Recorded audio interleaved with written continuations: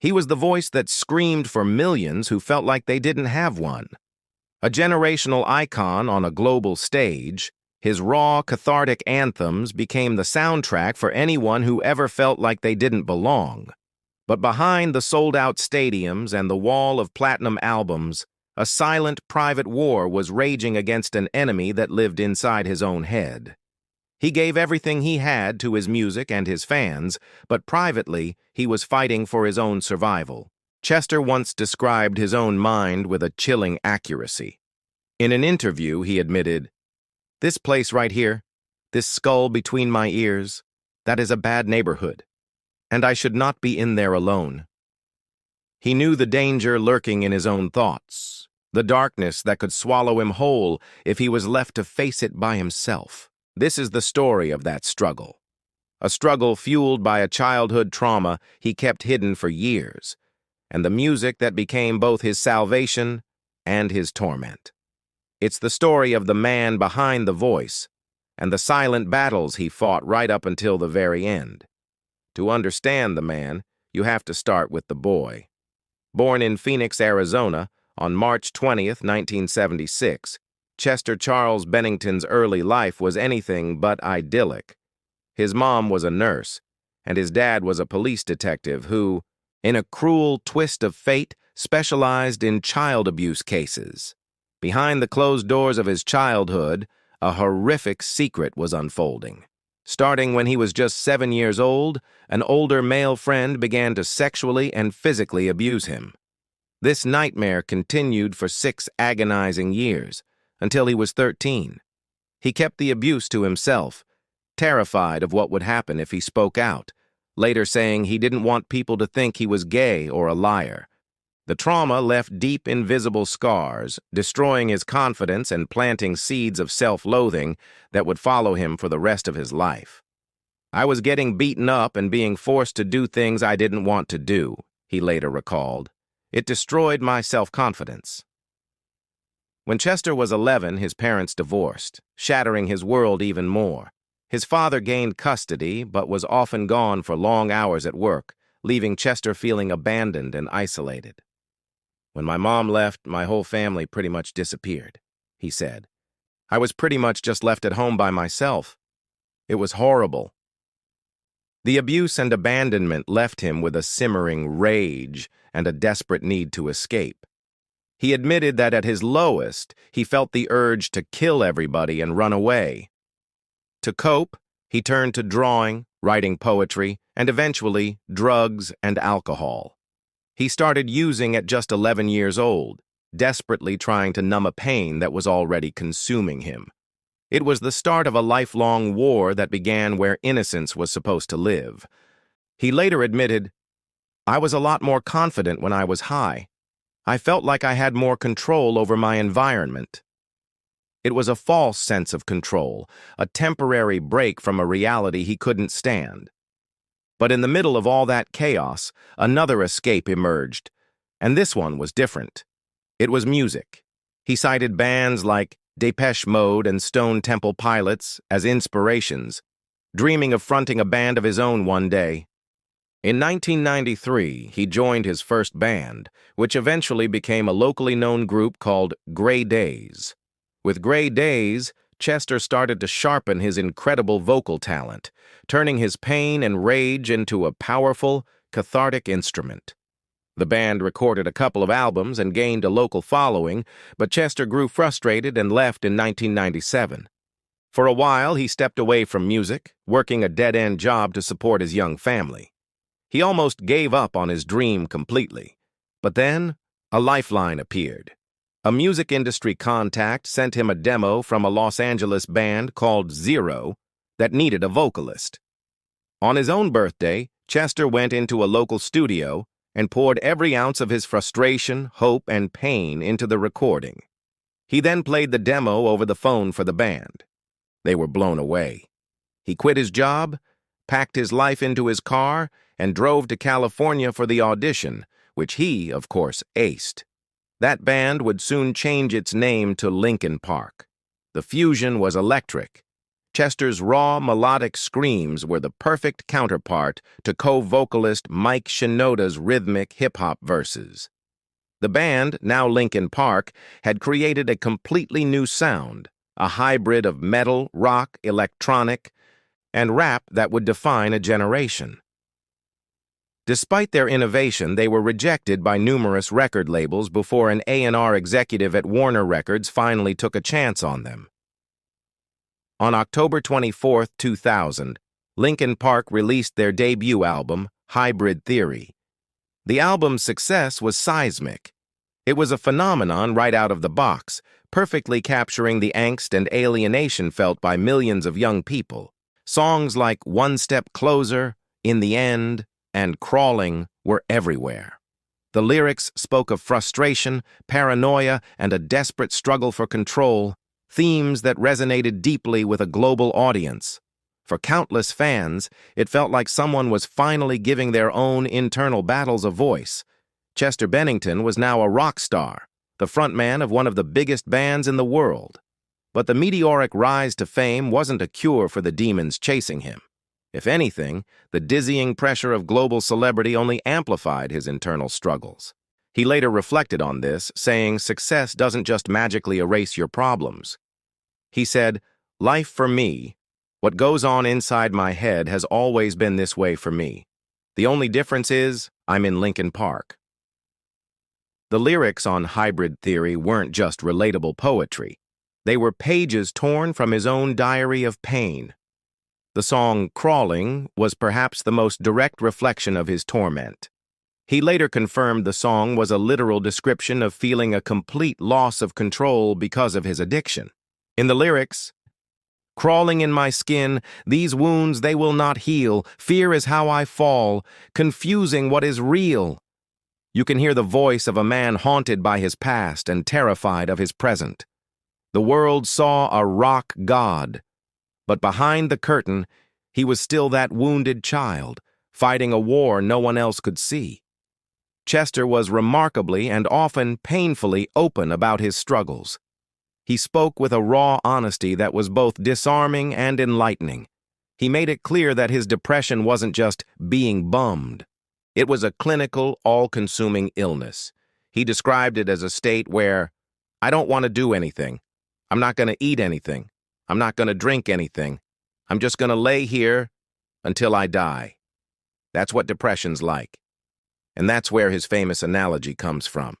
He repeatedly described his mind as a bad neighborhood, a dangerous place he knew he shouldn't be by himself. "I can't be in there by myself," he once said. "It's insane. It's crazy in here. There's another Chester in there that wants to take me down." This other Chester was the voice of his depression and addiction, a constant internal monologue of self-hatred. He knew his only defense was to get out of his own head, to be a father, a husband, a bandmate, a friend. When he was connected to others, he was safe. When he was alone with his thoughts, he was in danger. His battle with addiction was tangled up with his depression. For years, he used substances to self-medicate, to quiet the noise in the bad neighborhood. The cycle was vicious. The pain led to substance use, and the substance use led to more pain. He hit a breaking point in 2006. After an intervention from his bandmates, he realized he had a choice: stop drinking or die. He was shocked to learn how much his behavior had hurt those around him. Realizing he became a nightmare when he was drinking, he embraced sobriety, later saying, "It's not cool to be an alcoholic. It's cool to be a part of recovery." But sobriety, while a monumental achievement, wasn't a magic cure for his depression. The bad neighborhood was still there, a permanent fixture. He learned to manage it, to fight it, and to live with it, but it never really went away. He was fighting a quiet war every single day, even on the days he was smiling. How do you follow up an album as huge as Hybrid Theory? The pressure was immense. The world was watching, waiting to see if Linkin Park was a fluke. The band channeled that pressure into their second album, 2003's Meteora. The result was an album that was heavier, more refined, and in many ways, even more emotionally raw. It proved Linkin Park was here to stay, debuting at #1 and cementing their status as global superstars. Once again, Chester's lyrics became the microphone for his internal battles. The album is filled with anthems of pain and confusion. The song "Numb" became one of the band's most iconic tracks, a perfect encapsulation of feeling overwhelmed by outside pressures. The chorus, "I've become so numb, I can't feel you there, become so tired, so much more aware," resonated with anyone who has ever felt like they were losing themselves to please others. Another track on Meteora, "Breaking the Habit," was especially significant. Interestingly, the lyrics were written by Mike Shinoda about a friend's struggle with addiction, but when he showed them to Chester, the words hit him like a confession.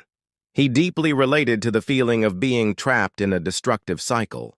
The lyrics, "I don't know what's worth fighting for or why I have to scream, so I'm breaking the habit tonight," perfectly articulated his own fight. The song was so potent for Chester that he would often break down after performing it. It was a mirror held up to his deepest struggles. Songs like "Somewhere I Belong" also spoke to a deep sense of dislocation and a yearning for peace. The line, "I want to heal, I want to feel what I thought was never real," was a cry from the heart of a man desperate to find a place of solace.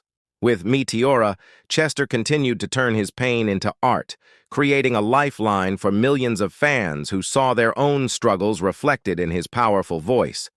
He was carrying the weight of his own world, and in doing so, he helped countless others carry theirs. As Linkin Park evolved, so did their sound. Albums like Minutes to Midnight and 1,000 Suns saw the band move away from the nu metal label and into more experimental rock. But while the music changed, the emotional core of Chester's lyrics remained painfully vulnerable. His pain was a constant thread connecting every era of the band's music. On Minutes to Midnight, the track "Leave Out All the Rest" now stands out with a haunting quality. It feels like a man contemplating his own legacy, asking to be remembered for his best parts while acknowledging his flaws. The lines, "When my time comes, forget the wrong that I've done. Help me leave behind some reasons to be missed," are incredibly poignant in retrospect. It's the sound of someone aware of their own darkness, hoping the light they brought to the world would be what was remembered. The band's final album, with Chester, 2017's One More Light, was their biggest sonic shift yet, embracing a more pop-focused sound. The lead single, "Heavy," was another stark confession. In an interview, he again referenced the bad neighborhood in his head, explaining the lyrics came from a place of being overwhelmed by his own thoughts. "I'm holding on," he sings. "Why is everything so heavy? Holding on to so much more than I can carry." The album's title track, "One More Light," was written about a friend of the band who had died of cancer. But it took on a new, tragic meaning after Chester's death.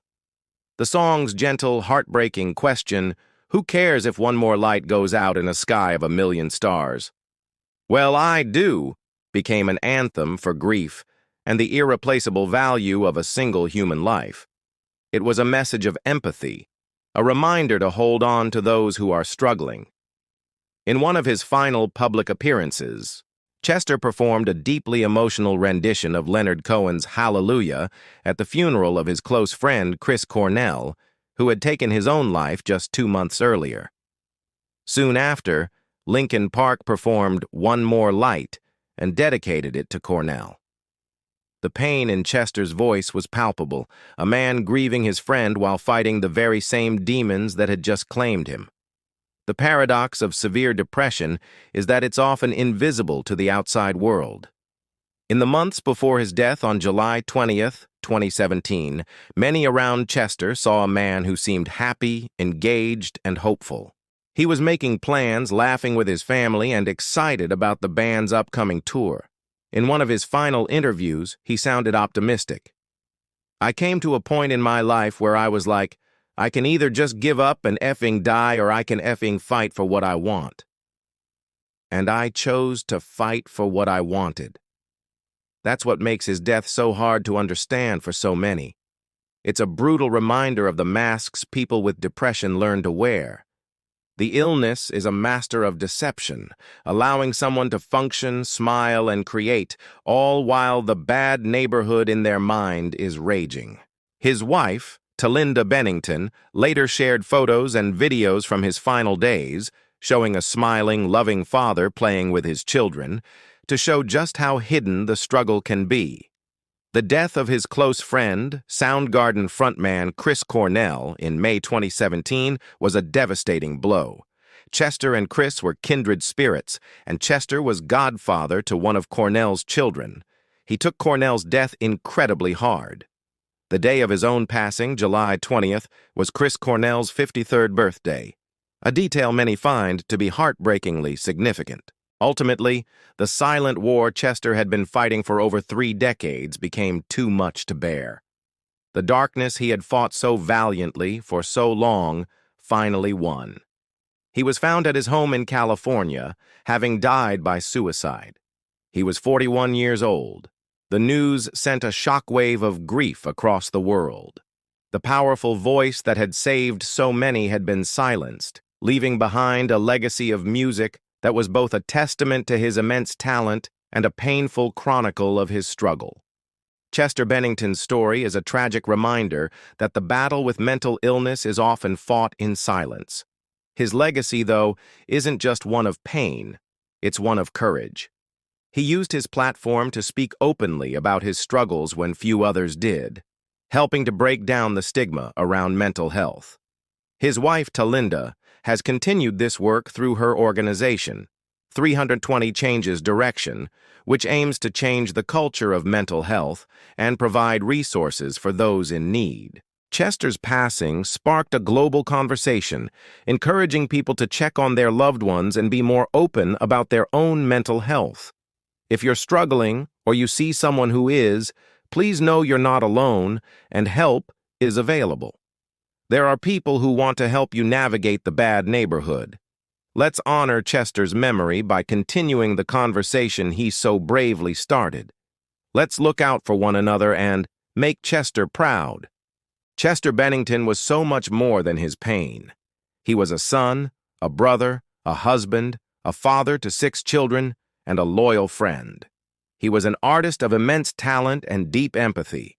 Through his music, he took his deepest wounds and transformed them into anthems of resilience that spoke for a generation of outsiders. He made people who felt alone feel understood. The lyrics he sang weren't just words, they were lifelines. They were raw, honest, and unflinching, a testament to his lifelong fight.